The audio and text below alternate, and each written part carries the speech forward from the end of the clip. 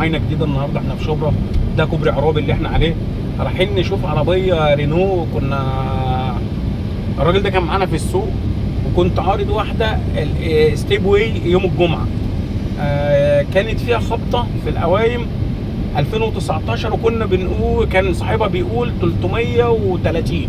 هو تاجر ماشي حاجه و70 عداد. النازله دي ماشي نرجع ورا. تمام. عدي يا حاج بقى بلاتيت بقى، هنعمل ايه؟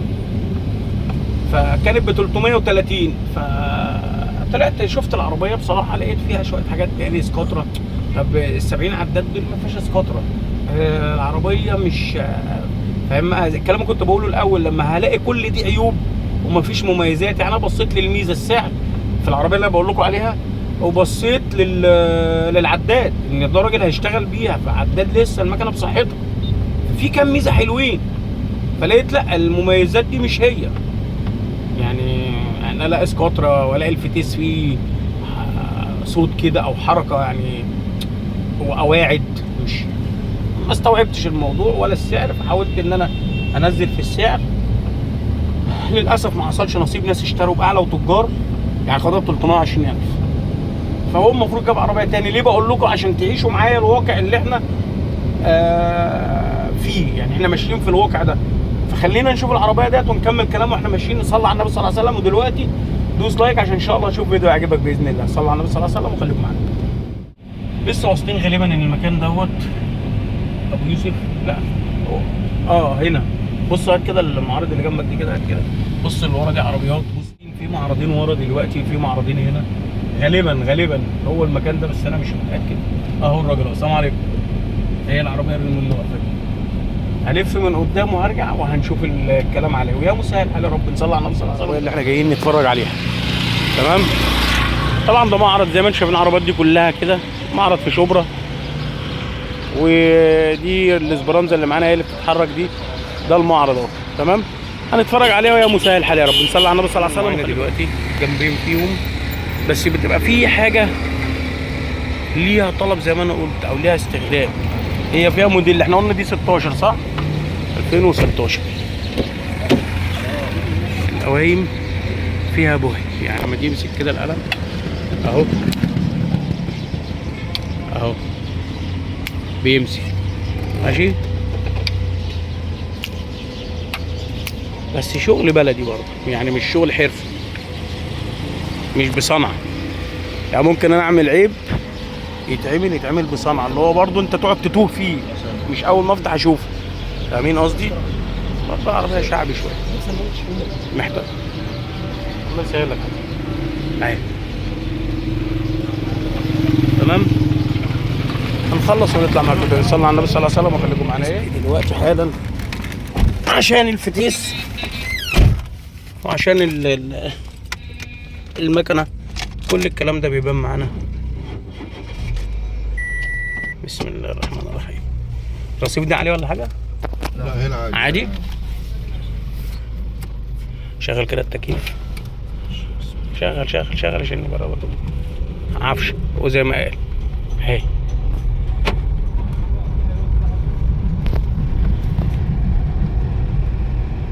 دي كده عفش.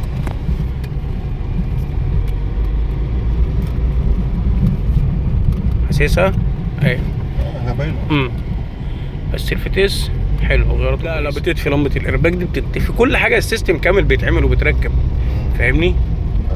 طبعا التيست بيبين بقى حراره، فتيس، موتور. موضوع الكباس دوت على السرعه العاليه لما بيفصل ده مش هيبان معاك وانت واقف. التكييف تلج اهو في الصلانسيه. فاهمني؟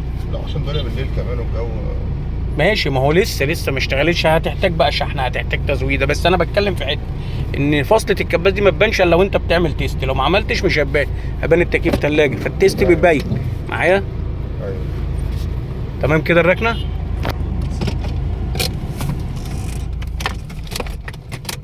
افتح يا باشا. في النور. طبعا احنا عملنا تيست ولسه نازلين. في ناس بتبقى ايه زي الواد اللي معانا ده كده متضايق. خد اديله المفتاح. ماشي. انا جبت السله قاعده. عملنا التيست دلوقتي اهي، هنقعد بقى نشوف وناخد القرار. احنا عملنا سعر، فصلناها بسعر وهو ماسك في سعر، هنخلص وهنطلع تاني. صلى على النبي صلى الله عليه وسلم. شفتوه احنا مشينا، اتفرجت على العربيه دي، عربيتي طبعا انا قلت لكم عليها. مشينا جينا بقى عند ناس صحابي اعرفهم، حته كده ارض يعني. بص الحته تحت الانشاء كلها، الشارع اهو ماشي. بص هتمشي الشارع ده كده كده كده كده كده كده كده كده كده كده، كل ده مخازن وعربات نقل بتحمل وبتاع. فهنا حته ارض مختفيه مش باينه. فده شغلنا اللي بتبقى بالليل بتروح بتشوف عربيه بتشوف مصلحه. قلت له تعالى هنبص لهنا عند الراجل بكلمه صاحبي ده، قال لي في تيرس في حته قدام صغيره، وانا شايف ان دي بالنسبه لي انا كفكر لو هو هيركب في حته قدام. بص اهي والكلام يهدى يعني في اول الكارتيره يعني. دي بصوا في حته اهي، هراجع واشوفها واصله لحد فين. ايه ماشي هات شاي بس خلاص. فقلت له ايه، قلت له دي فكره لو هي هتبقى قريبه من السعر، انا سكري زياده 3 معالق، لو دي هتيجي معاك انا بالنسبه لي دي. شوف بقى هو يشرب ايه، دي واحده بس. قول له بقى عشان اهو برضو تاني بعد ما خلصنا ساعه تمام. فقلت له نشوف دي اهي، دي بالنسبه لي انا هتبقى فكره احسن واقوى. بالتانيه اللي فيها قوايم دي مفيش حاجه في القوايم ده يفرق معايا، انما فيها خبطه قدام طبعا هناخدها ونحطها في عين الاعتبار في السعر. صلى على النبي صلى الله عليه وسلم. وخليكم معانا لما نخلص فرجه وفحص وكل كده. فيها حته هنا قدام زي ما انا قلت لكم في اول الكارتيره، بس الفلوس اهم حاجه عندي. العربيه قوايم سليمه، التانيه كانت مقلوبه وكان هو بيشتريها ولا جايبها. فانا لما فكرت نقلت الكلام على الجنب ده. عشان ايه؟ انت مشغل الكباس ولا لا؟ فيها قاعده ايه يا بابا؟ الكباس ده فاصل صح؟ فاصل. البلاور ده برضو عايز ايه؟ خلينا نطلع نعمل التيست عشان نشوف الفتيس ونشوف الكلام على ايه. ماشي ونجرب. هي بس هي فيها قعدة موتور. الكباس ده فصل دلوقتي كان شغال، هنجرب. ماشي يا مسهل الحال يا رب. كل ده بيبين بقى حرارة، بيبين فتيس غياراته عاملة ازاي، مشي العربية ادائها. موضوع زي موضوع التكييف دوت، العربية اللي فاتت دي فصل مننا على السرعة العالية، لما الار بي ام بي على الموتور بيلف لفات بيفصل بيفوت مثلا، الكلاتش ما بيلقطش حساس، الله اعلم ايه اللي فيه يحدده بتاع التكييف. ده كده فاصل دلوقتي معانا. ماشي هنجرب العربية في مشيها وفي ادائها وهنطلع معاكم تاني، خليكم معانا. طبعا بالصدفه واحنا بنتفرج ببص كده لقيت العربيه دي الكامله اللي هي ال4 باي 4. بص كده اهو شايفينه ان هنا الزرار النور بتاعه مش شغال. شفتوا كده انا لما الضوء جه فما خدتش بالي منه، اهو كده شغال 4 باي 4. وانت بتجرب بقى بتكتشف يعني، مش واخد بالي خالص. فدي بتبقى اعلى في السعر من اللي هي اختها العاديه اللي هي دفع رباعي، ومش دفع رباعي انا اسف، يعني هي امامي بس اللي هي كبالن وخلاص. لا دي كورونا وخلفي وامامي يعني. تمام. نصلي على النبي صلى الله عليه وسلم. وهنخلي دلوقتي هو يسوق برضه عشان يحس العربيه فيها شغل بس ماشيه حلو يعني، عربيه غير خالص اللي احنا ركبناها. نقف في حته بعيد عن الحته القلقه دي. ماشي بص الحته دي خش تلاقي عمود في وشك، شايفين؟ بصوا عمود في وشك على طول، ما ياخدش باله ربنا يسترها. شايفين طرق ايه؟ ربنا يستر علينا وعليكم. خليكم معانا لما نخلص التيست ده. تعالى بسوق انت.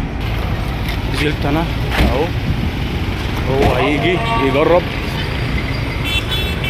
العربيه دي 2010 موديلها حلو، بس طبعا اللقطه اللي قدام ده هنشوف بقى.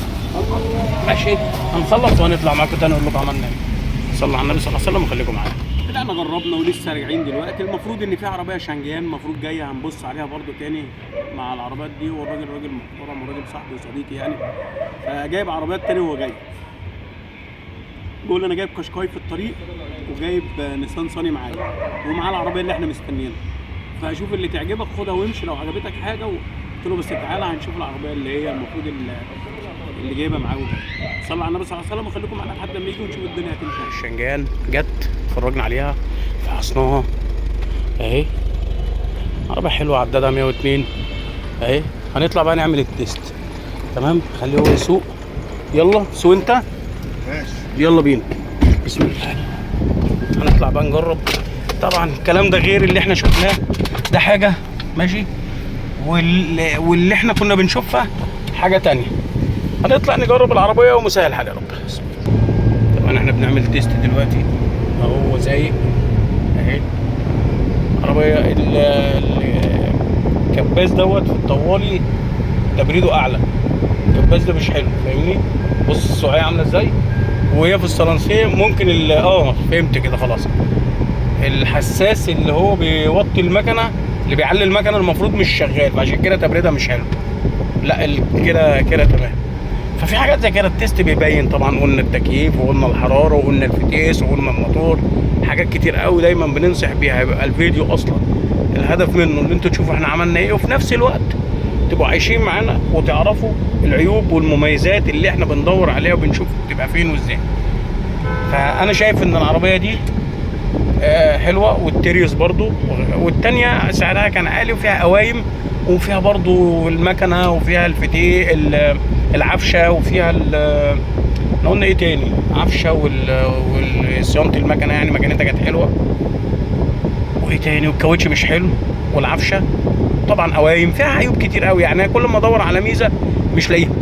لا انا هنا مثلا ببص، مش انا جبته عند حد اعرفه، لا انا بتكلم كل الوقت شايفين مميزات، بس اللي مش ميزه بالنسبه لنا السعر، عشان العربيه دي فيها حته في اليمين قدام. هو بيقول لي بره وجوه كلها لا، العربيه فيها بوايه ما عدا السقف بس، بوايه على اللحم.